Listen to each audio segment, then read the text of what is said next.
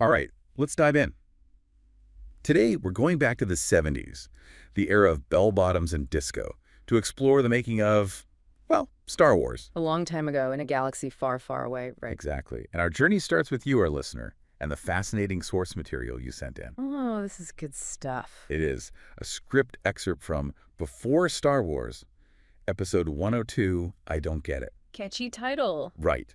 And it gets even better. It's a mostly true story told from the perspective of a young George Lucas. Before he was the legend we know. Exactly. We see his struggles, his creative process, and, get this, conversations with his friends. Friends like. Oh, just Steven Spielberg and Francis Ford Coppola. Casual, so like early film nerd dream team. Basically.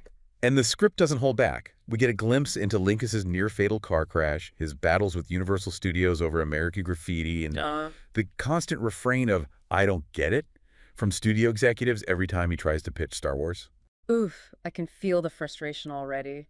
It's hard to imagine now with Star Wars being, well, Star Wars, but back then science fiction was a tough sell. It was practically box office poison. Studios were all about sure bets, playing it safe. A space opera like Star Wars, that was a huge risk. A galaxy-sized gamble, you Yeah. could say. And speaking of gambles, the script opens with a disastrous test screening for American Graffiti. Uh-oh. Yeah, a studio executive accuses Coppola right there in the theater of stacking the audience. Like cheating to get good feedback. Exactly. He tells Coppola, I know when I'm being bamboozled. You pack this room with friends and family to create fake buzz. Imagine the tension in that room. I bet. But it really highlights the power dynamic back then. Studios saw directors as, what, hired help, not artists with a vision. More like puppets, I think. Ouch. And Coppola, being Coppola, he doesn't just sit there and take it. What does he do? He whips out his checkbook and offers to buy the whole film right then and there. Wow. Talk about a power move. That moment, Coppola trying to buy back American Graffiti, it's telling, don't you think? Definitely. This wasn't just business. It was personal, artistic. I wonder if Lucas was taking notes, seeing how Coppola fought for his film. That's a great point. The script definitely shows Lucas's frustration with Universal trying to recut American Graffiti. Like, even after he's fired, they're still trying to control his art. Makes sense, though, given his background. Remember, Lucas came up in the 60s San Francisco scene. Right, the counterculture, the anti-establishment vibe. Exactly. It's practically ingrained in him. Almost like his personal rebellion is woven into the very fabric of Star Wars. Now that you mention it. And speaking of rebellion, there's this event the script calls Black Thursday. It's the day Warner Brothers pull their support from Lucas's previous film, THX 1138. Serious setback. Massive. They even call in the loan for Coppola's production company, Zoetrope. So this wasn't just a personal blow for Lucas. It sent ripples through the whole industry. Total shockwaves. Imagine a major studio backing out of a film that's already in production. I bet that fueled Lucas's desire to make Star Wars on his own terms, to have complete control. Absolutely. And then there's the dynamic between Lucas, Spielberg, and Coppola. It's like they're this, I don't know, secret society of film rebels constantly bouncing ideas off each other. I love that image. Right. Spielberg, already a rising star, encourages Lucas to lean on his network. Smart move. And then there's Coppola. Oh, Coppola. He's dropping these philosophical bombshells about cinema replacing religion, filmmakers as high priests. It's wild. Like eavesdropping on a late-night philosophy seminar, except these guys are about to revolutionize Hollywood. And one scene that really stands out is this nightmare Lucas has. He dreams about giant typewriter keys smashing up his house. It's surreal. Sounds stressful. And it leads to this hilarious phone call with John Milius, The Apocalypse Now screenwriter. the one and only. Mm-hmm. This guy was a legend, obsessed with war, mythology, a true Hollywood wild man. You can definitely see his influence on the action-packed parts of Star Wars. Oh, for sure. And his advice to Lucas is pure Milius gold. He says, embrace the darkness, channel it into your art. He even drops his famous quote, to crush your enemies, see them driven before you, and hear the lamentations of their women. Intense but effective. Not that I'm advocating for actual violence, of course. Of course not. But tapping into those powerful emotions, that's what makes stories stick with you. And Milius, besides the dramatic flair, he gives Lucas a piece of practical advice that helps him overcome writer's block. Oh, tell me more. He says there are no new stories, just old stories told in new ways. He calls it the story engine. The story engine. I like that. It's freeing, isn't it? I mean, you don't have to reinvent the wheel, just build a better car. Exactly. But then comes the hard part.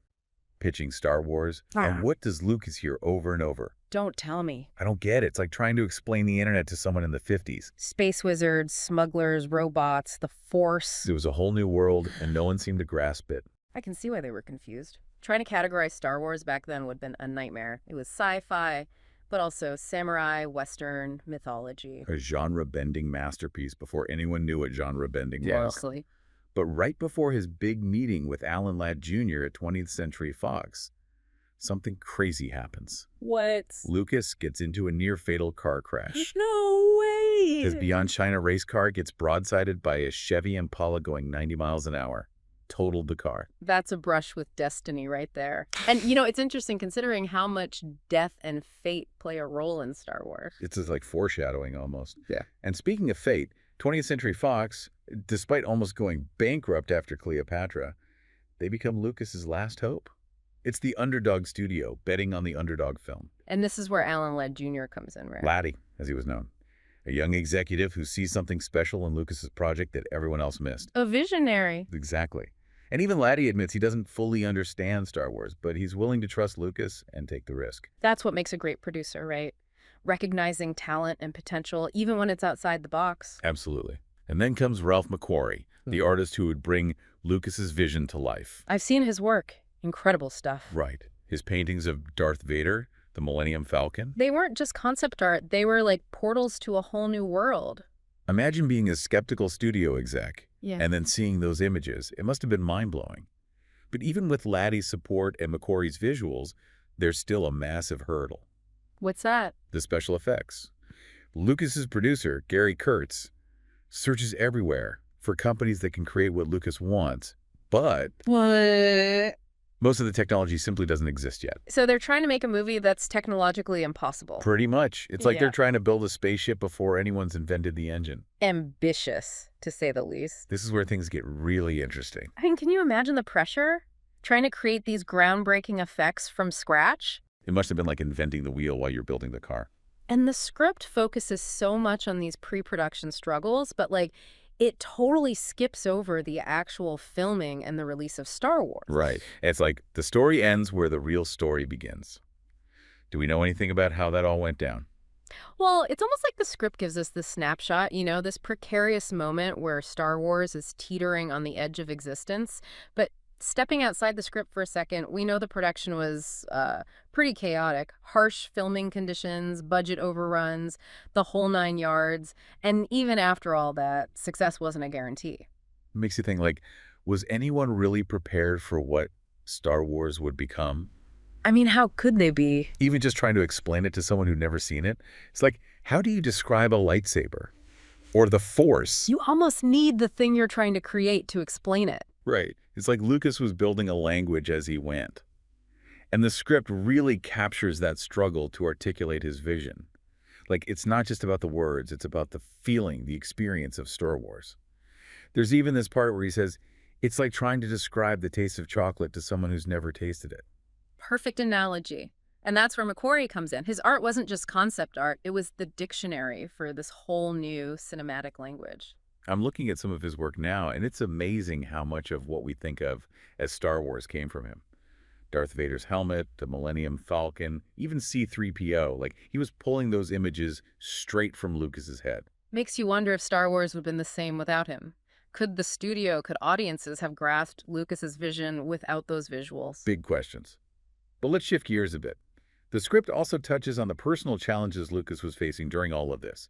His marriage is falling apart, he's dealing with a fallout from THX Loman 38, and he's pouring everything into this project that no one seems to understand. It's a reminder that there's a human being behind these massive creative endeavors, right? With their own baggage and complexities. Makes the story even more interesting, I think. Definitely. And there's this scene where Marcia, Lucas's wife at the time, talks about the pay gap between male and female editors. It's a small detail, but it really speaks volumes. Sadly, still relevant today. Absolutely. Representation matters, on screen and off. But amidst all this turmoil, there's this constant presence in the script. Lucas's dog. Indiana. Mm. He's this loyal companion, always there for Lucas. It adds this touch of warmth and humanity to the whole thing. Makes him seem more relatable, more human, right? Not just this larger-than-life figure. Exactly. And even though the script ends before we get to the actual film, you can feel this momentum building. Like watching a rocket about to blast off, Lucas has assembled this amazing team, people like Kurtz, McQuarrie, and eventually the special effects wizards. It's like the pieces are falling into place. It speaks to the power of collaboration, right? You need a team, a group of people who share your vision to make something truly great. So what can our listeners take away from this? What's the big takeaway from this deep dive into the making of Star Wars? Well, for me, it's about perseverance. Lucas went through so much: rejection, setbacks, self-doubt, but he never gave up on his vision. That's inspiring. It's also a reminder that sometimes the most groundbreaking ideas are the ones that face the most pushback, right? Those studio execs didn't get Star Wars at first. It was too different, too bold. It was a risk. But Lucas believed in it. He found the right people, fought for his vision, and, well, he changed cinema history. And it wasn't a solo mission. He had a team, people who believed in him and the project. Exactly. It shows that even the biggest, most impossible dreams can be achieved when we work together. And it reminds us that the world is always changing, evolving, and we all have the potential to be part of that change, with our own ideas, passions, maybe even our own Star Wars, waiting to be discovered. Who knows what's out there? Maybe this deep dive has sparked something in our listeners. An idea, a story, a project they've been putting off. And if it has, we say go for it. Don't be afraid to take that leap of faith, to dream big, to embrace the Force. And speaking of the Force, this script ends before we see Star Wars actually, hit the big screen. Before it took over the world. Exactly. No release date, no box office records, none of that. Just like the calm before the storm. It's like the story ends right at the most exciting part. It makes you crave more, doesn't it? Like, what happens next? It really does. And it makes you think about all the amazing things that almost didn't happen. All the films, inventions, ideas that almost got snuffed out before they could shine. It makes you realize how much we owe to the people who dare to do something different, the ones who didn't listen to the naysayers. The rebels, the rule breakers, the ones who took a chance on something new, something Revolutionary. Exactly. And it's a reminder that those kinds of leaps of faith, those risks, that's where true innovation comes from. It's about trusting your instincts, even when everyone else is telling you you're wrong. And finding the right people, the ones who get it, the ones who share your vision. The ones who help you turn the impossible into reality. Well, we want to thank you, dear listener, for sharing this incredible script with us and for taking this journey with us back to the chaotic, exciting birth of Star Wars. It's been a blast. It really has. We hope you've learned a little something along the way, maybe even felt inspired to chase your own dreams no matter how audacious they might seem. Because who knows? Maybe your crazy idea is the next Star Wars. May the Force be with you always.